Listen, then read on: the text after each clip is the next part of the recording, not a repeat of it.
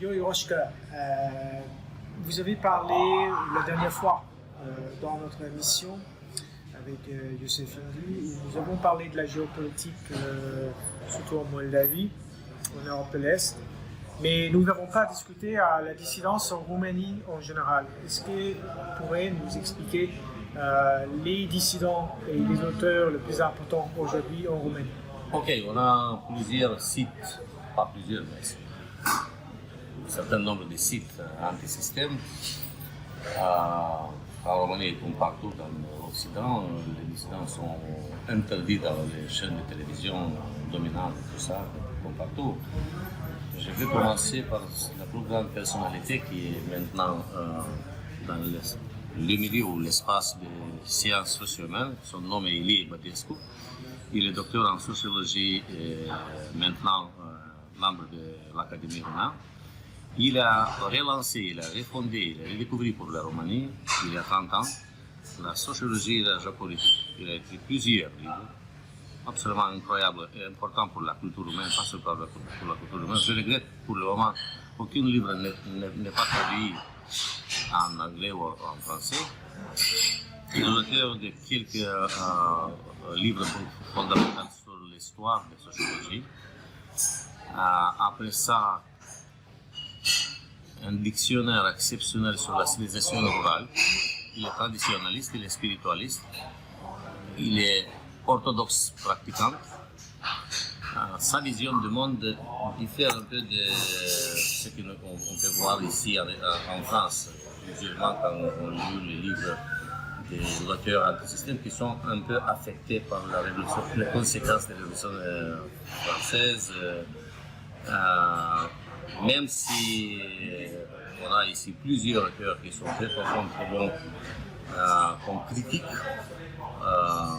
la vision plus humaine athéiste affecte la capacité de comprendre d'une manière profonde les phénomènes qui se passent ici. Parce que partout dans le monde maintenant, quand on parle de mondialisation, capitalisme financier, ce sont seulement les conséquences. C'est pourquoi notre auteur, le roman Ilie Bădescu, est très important parce qu'il offre notre interprétation de sociologie, de géopolitique, les enjeux économiques.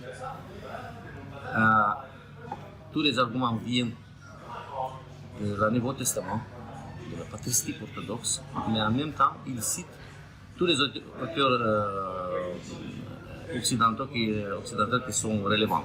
Je peux citer trois noms. Emmanuel Wallerstein, Joseph Stiglitz, Naomi Klein, quand on parle de l'économie, des phénomènes économiques, de globalisation et tout ça. C'est un détail intéressant de son parcours académique. Il a été la plus importante figure dans la faculté de sociologie à l'université de Bucarest. Il y a 10 ans, je crois, il a été chassé. Il a été devenu de quitter la faculté. Parce qu'il était critique de mondialisation. Par rapport au système. La même chose s'est passée avec mon ami Alexandre Dugin, le philosophe russe à Moscou.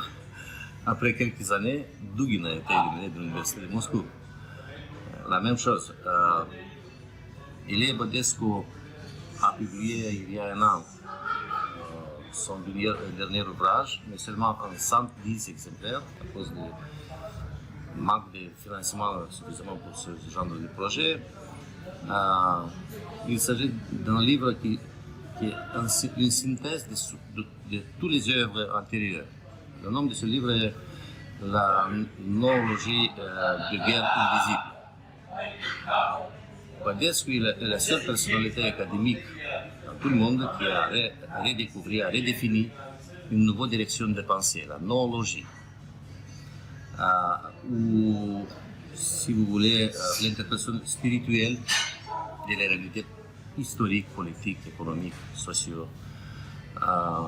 Cette synthèse est en cours d'être éditée à Chisinau, capitale de Moldavie, d'où je viens. Je viens dans notre maison d'édition qui s'appelle l'Université populaire. Nous avons fait un effort pour obtenir l'argent de la part de nos amis ce sont les donations de notre milieu de dissidence. Et maintenant, nous sommes en train d'imprimer encore 500 exemplaires. C'est très important. Nous attendons la visite du professeur Ilie Bădescu à Chișinău pour une conférence publique, pour la présentation du livre. Et quand il parle de l'espace ex-communiste, c'est très important pour nous. La dissidence se manifeste d'une manière très précise. Exactement quand il parle d'un nouveau type d'impérialisme, ou de capitalisme extraterritorial, ou de colonisation de l'espace ex-communiste, il parle d'une manière très précise. Il fait les chiffres démographiques, il fait la dynamique économique, il explique comment les dirigeants corrompus de l'espace ex-communiste, notamment de Roumanie, sont connectés à l'élite globaliste qui a détruit l'État roumain, qui a détruit l'économie et qui a déterminé la Roumanie de se transformer en outil de l'impérialisme américain contre les intérêts géopolitiques de votre pouvoir de notre géo, par exemple Russie. En Roumanie, tu ne peux dire aucun mot favorable par rapport à la Russie, qui est marqué tout de suite comme agent du Kremlin, comme agent de Poutine. Il est Bădescu accusé de temps en temps, il n'a aucune relation avec la Russie, sauf quelques contacts avec Alexandre Dugin, avec les autres intellectuels. Ces livres sont boycottés par les réseaux de librairies les plus grandes, qui sont financés de temps en temps par l'ambassade française ou les fondations comme Soros. C'est pourquoi, mais en même temps, il est présent dans toutes les facultés de sciences socio-humaines en Roumanie. L'histoire, le droit, sociologie, géopolitique, les relations internationales. Il est impossible de parler de ce genre de sciences sans citer ou sans se baser sur le livre de ces grands penseurs roumains. On peut dire, sans aucune exagération, que Ilie Bădescu est la dernière figure emblématique de cette constellation d'intellectuels, de grands penseurs roumains du XXe siècle. Quand j'écris la préface pour ce livre, j'ai essayé de formuler mon opinion. Je dis que parmi les auteurs français que je publie à Chișinău, il y a 2 ans, j'ai publié presque 10 livres et je suis en train de publier les autres livres de nos amis d'ici, comme Jean-Michel Benaché, Youssef Indy, Hervé Juven, Pierre-Antoine Plaquevet et les autres. Je dis que parmi les auteurs anti-système ici, j'ai découvert seulement 2 auteurs qui sont dans le même niveau spirituel d'interprétation des réalités profondes. Il s'agit de Jean Parvulescu, très bien connu dans les milieux dissidents ici, eurasiste, intellectuel de grande envergure, métaphysicien, géopolitologue, écrivain, poète, d'origine roumaine qui s'affirmait ici en France. Il est décédé malheureusement en 2010 ici à Paris. Une autre personnalité très importante pour nous est le père Jean Boboc. Jean Boboc a publié seulement 2 livres, mais ils sont fondamentaux. Jean Boboc est 2 fois docteur en sciences, en médecine. Il est docteur en médecine et docteur en théologie orthodoxe. Il a publié sa thèse de doctorat qui s'appelle La Grande Transformation, 800 pages. Le dernier livre s'appelle Le transhumanisme décrypté. C'est la même. Et je crois que pas par accident, je parle de 3 Roumains. Jean Parvulescu, le père Jean Boboc et Ilie Bădescu. Il s'agit de tradition intellectuelle roumaine pendant le XXe siècle, dans la période entre 2 guerres mondiales en Roumanie, vous avez les grandes personnalités, les grands penseurs roumains, historiens, philosophes, économistes, sociologues. La plus grande majorité ont été tués dans les camps de prison communistes. Les autres se sont enfuis en Occident, comme Mircea Eliade, comme Émile Cioran, comme Eugène Ionesco, les autres aussi, les écrivains. Badescu a été à l'époque un peu plus jeune, mais pendant la période communiste, les personnalités académiques comme Badescu ont été capables d'affirmer un courant de pensée nationaliste.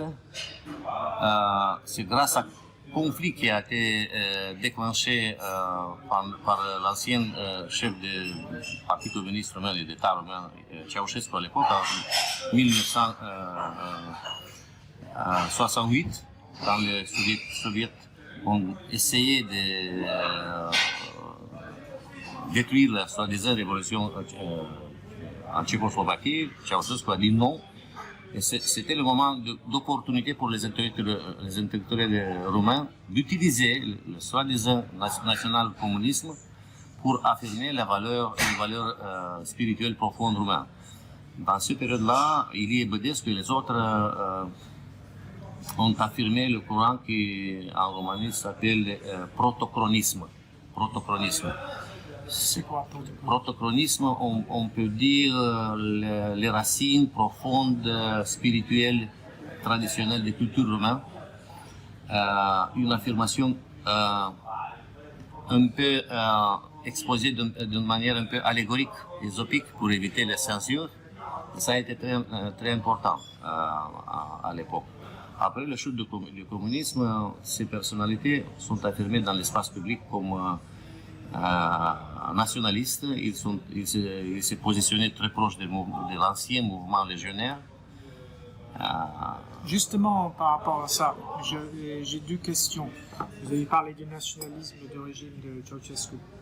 Nous savons qu'à la fin, Ceausescu a été renversé par vous savez mieux que moi. Moi, je sais qu'il était contre l'Union européenne, il était contre les... Non, parce qu'il a terminé ses dettes par rapport à justement ça, il était contre la politique politique financière de l'Union européenne. européenne. Il a payé tous les dettes de Roumanie, il a été en train de relancer l'économie roumaine. Oui. Donc, justement, je voulais savoir, parce que quand j'étais en Roumanie il y a quelques années, j'ai demandé par rapport à tout ça, j'ai trouvé intéressant. Ils avaient construit, par exemple, cet énorme palais, le palais du peuple. Et quand j'ai fait un tour guidé, j'étais pas satisfait avec les réponses parce que quand même on a construit un grand palais. Tout le monde dit que c'était le palais de Ceausescu, mais c'est quand même un endroit, c'était un palais public, donc ça avait une fonction qui n'a jamais été remplie, j'imagine. Maintenant, même aujourd'hui, il existe l'espace gigantesques qui ne sont pas utilisés. Il s'agit des gigadomanies typiques communistes à l'époque. Bien sûr, mais sans aucune utilité pratique. Il a été quand même renversé à la fin, donc et vous avez par dit les que, Américains et les Soviétiques oui. aussi. Quel est le legs de Ceausescu? Est-ce qu'on peut dire que, vous avez dit par exemple que les nationalistes, même pendant l'ère de Ceausescu, ils étaient mieux considérés qu'aujourd'hui? Vous devez savoir quand est-ce qu'on peut dire que c'est pire maintenant ou pas? On peut dire comme par ça. rapport à la répression. On peut dire comme ça. Sous l'occupation soviétique, sous le régime communiste, nous étions tués ou emprisonnés ou déportés en Sibérie. Mais les âmes ne sont pas affectées. Assez grave que sous l'occupation libérale ou néolibérale ou américaine ou de l'Union européenne. C'est pas la même chose parce qu'ils ont attaqué notre identité spirituelle. Quand j'ai fait à Bucarest il y a 3 ans, 5 ou 6 émissions avec grandes personnalités, économistes, philosophes, politiciens, artistes. J'ai parlé avec mon ami très bien connu en Roumanie qui s'appelle Sorin Dumitrescu, la plus grande personnalité de peinture chrétienne, icônes et tout ça. Il est écrivain et éditeur en même temps. Et je lui ai demandé, Sorin, nous les connaissons depuis 30 ans. Tu crois que maintenant Roumanie est mieux que sous le communisme, tu étais toute ta vie dissident?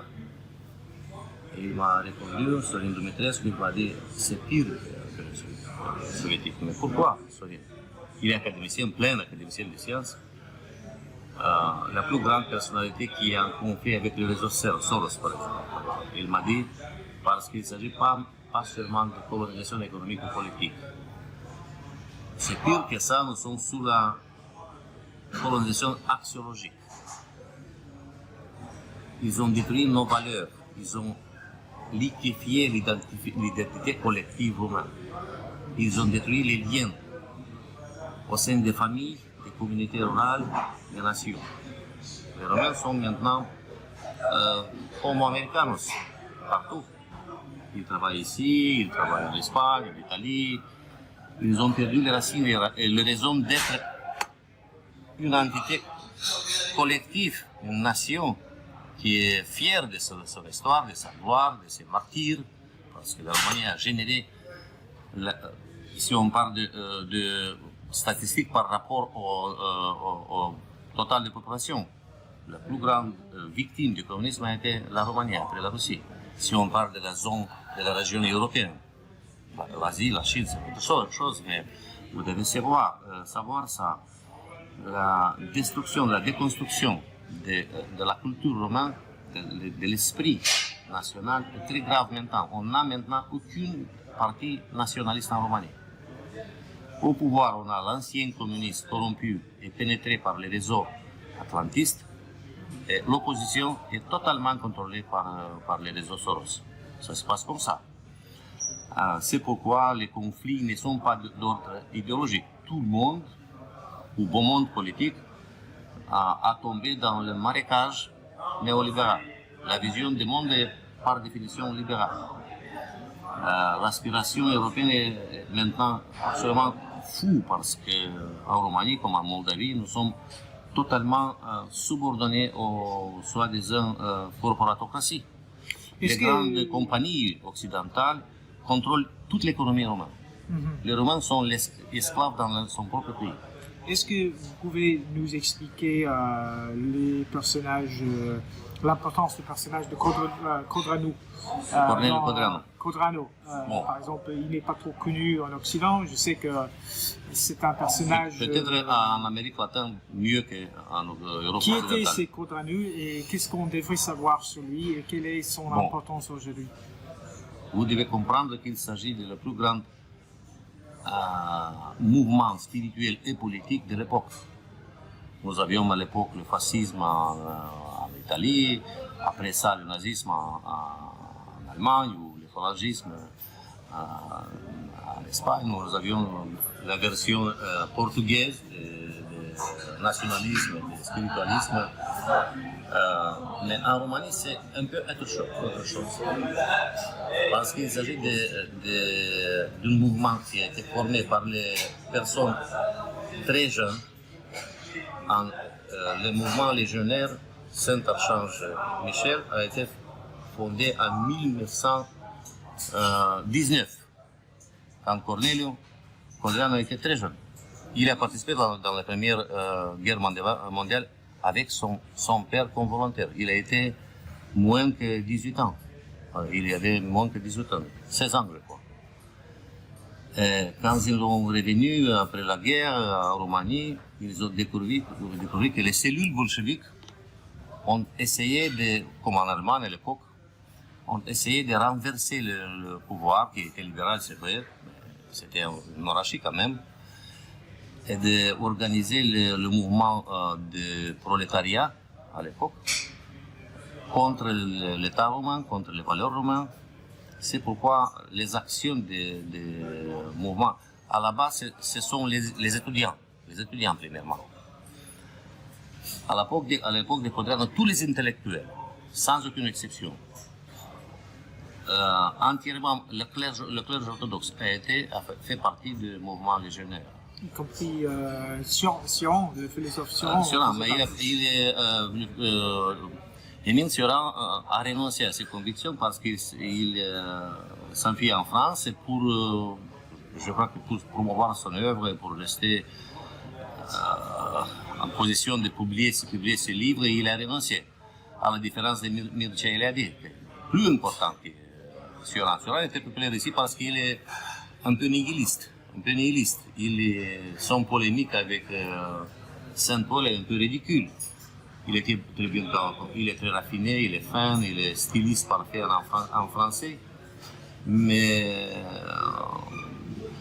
quand on parle de Mircea Eliade, ce n'est pas seulement l'histoire des religions. Il s'agit d'une interprétation profondément spirituelle de l'histoire du monde. C'est la première valeur de Mircea Eliade.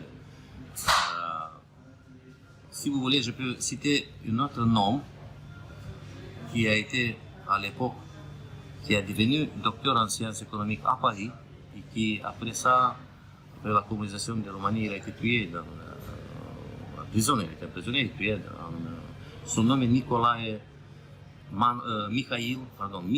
Manoilescu, ou Manoilescu, version française.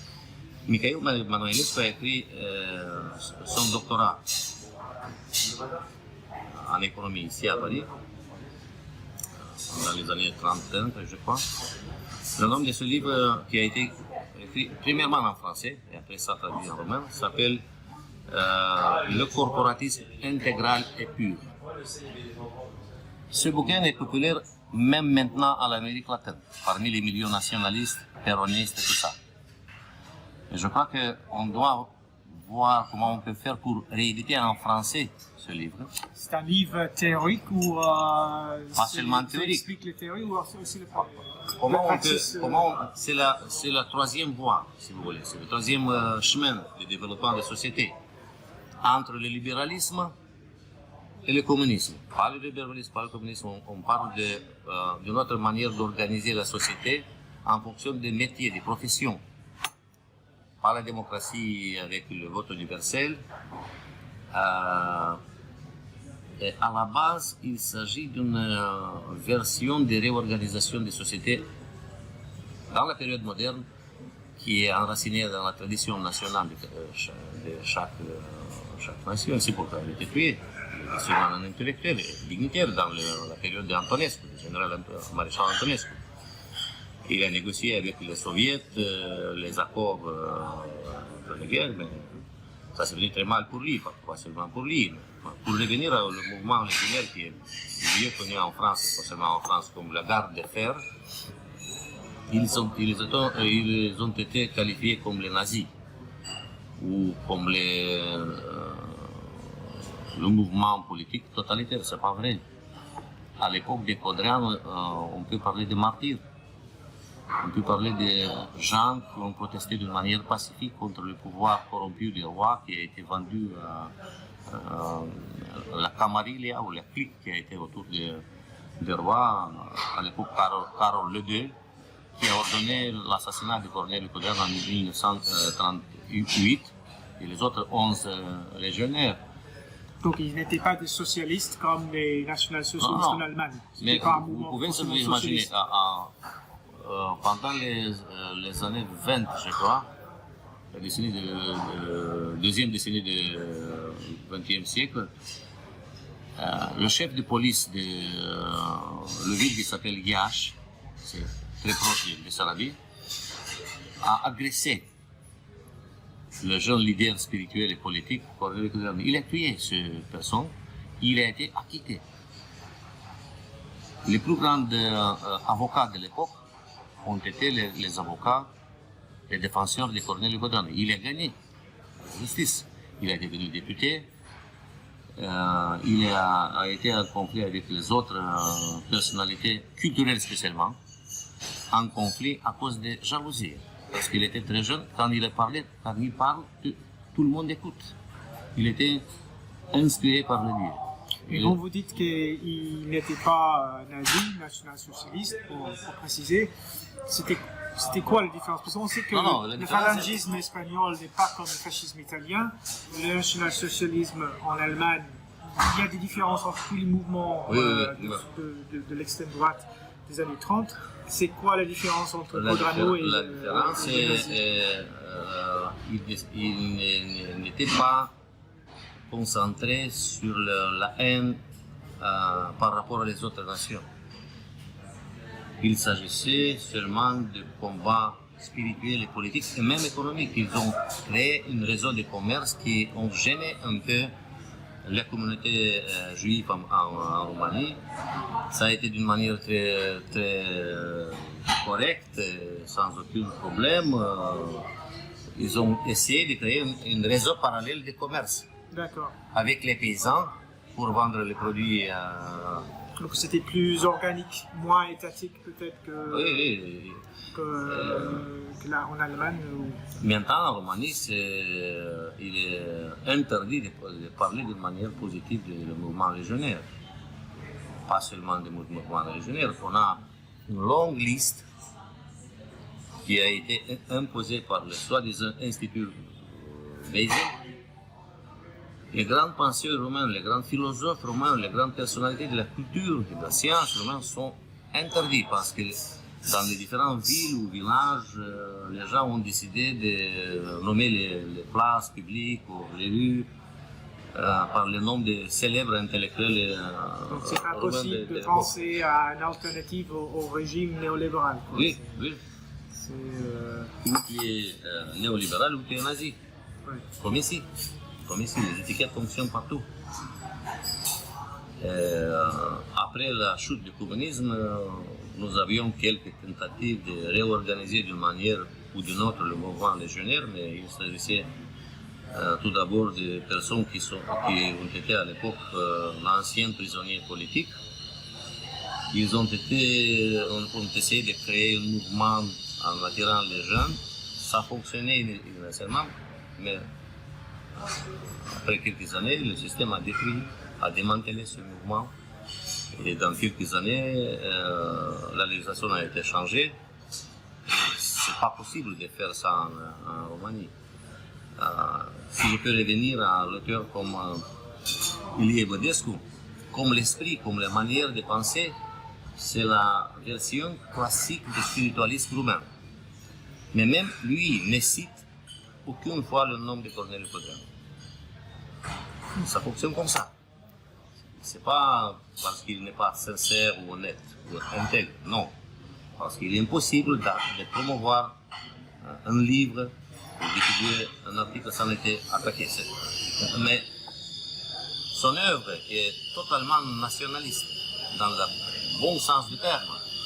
Je peux vous donner un exemple quand il y a un an, Ilie Bădescu a devenu membre de l'Académie roumaine. C'est pas très grande chose pour lui parce qu'il est la plus importante personnalité. Il savent son valeur.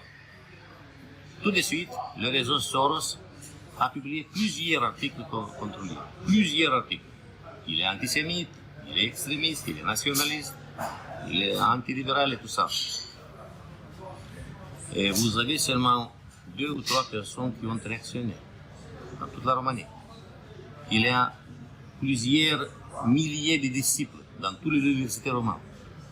Mais les gens ont la peur de parler d'une manière ouverte en faveur d'Ilie Bădescu. À Chișinău, nous étions 3 personnes, moi et mes collègues. Nous avons publié les articles pour réhabiliter, si je peux dire ça, le nom d'Ilie Bădescu. Ça fonctionne comme ça. Il est plus ou moins isolé.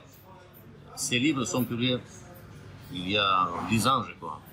Seulement par ma très bonne amie et collègue qui a une petite maison d'édition qui s'appelle Mica Valahie ou La Petite Valachie, Mariana Heroiu. Mais c'est le combat de Mariana, elle est seule. Les grandes maisons d'édition, ils ne veulent pas d'avoir ce genre de problème.